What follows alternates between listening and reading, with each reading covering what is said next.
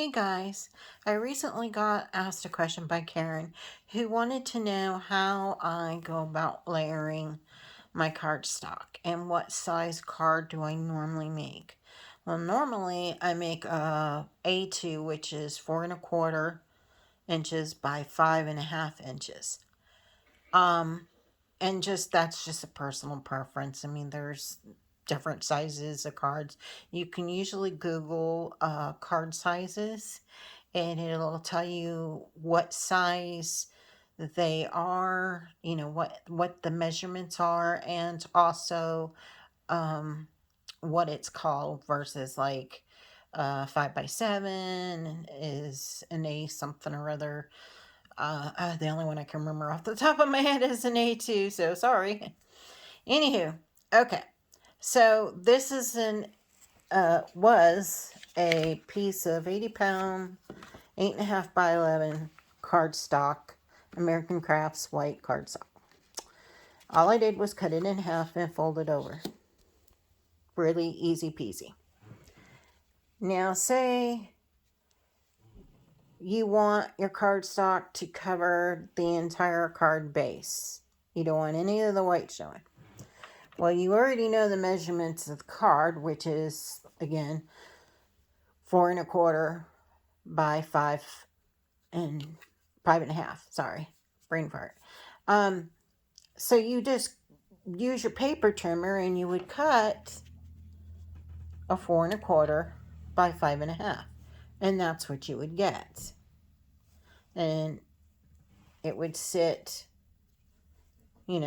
on there, and you wouldn't see any white border.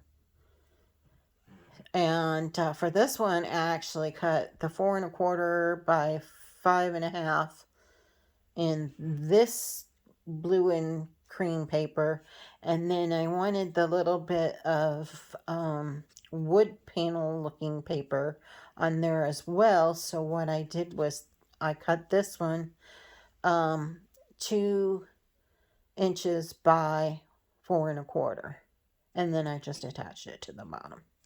Easy peasy. Now say you want a piece of paper but you want to leave some of this white showing as a border. So one of the ways you can do that is you can get dies. And I happen to have this die right here, and it's the exact size of the front of the paper that I want to use, which is great. So what I do is I move the card over to the side and I use this as my guide. All right, so I know I want a border. So what I will do is I will get another rectangle die or circle die or whatever and just measure out how big I want my border to be. Once you do that, you can see, okay, well, in order to have that much of a border, I need to use a die that big. And then you just post-it note tape to your cardstock, run it through your machine, cut it, boom, there you go. Well, say you don't have dies, or in my case, we're around doing this back when they didn't make dies. So what do? The easiest way to do this is to use a paper trimmer. And like I said, it just revolves around a little bit of math. Sorry for my remote in the way. Okay, so again, we know that our base is 4¼ by 5.5. So when we put our cardstock in, and I will show you using this pink, that we put it at 4¼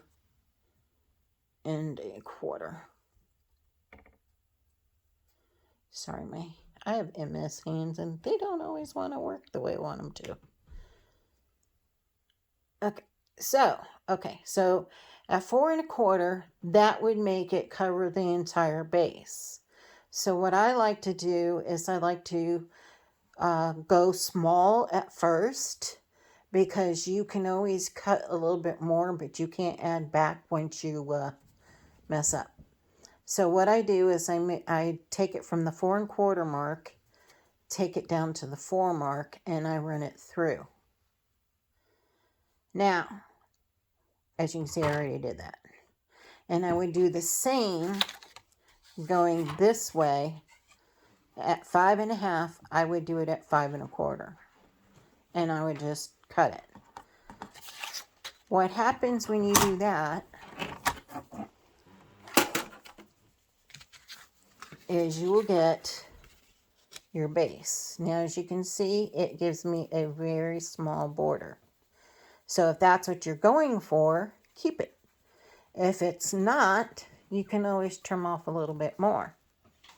And you make sure that you trim off the same amount on one edge, and again one edge on each side. And that's to just make it equal all over. Now say I want to add another piece of paper because I like my layers. Okay, when you're finished, you already know the size that you use to cut your pink paper. So again, say this is cut at 4 inches, which I believe that's what it is. I would cut this one at 3 1/4. And then what would happen would be, it would be another layer like that. Now you don't have to do it in quarter increments. It's just an example. And you can do as many layers as you want. But this is by far the easiest way to do it and the cheapest method for doing it if you don't own a lot of dies. I get a lot of my nesting dies. I have them from probably every retail out there, from Waffle Flowers, Spellbinders, Sizzix, you name it, I've probably got them. And so for me, it's easy just to find the size die I want and to cut it out. But wasn't always that way. So, I had to get creative, and I came up with the paper trimmer way. Well, I hope this helps. If there's any other questions, please let me know. I hope y'all have a great day, and God bless. Thank you.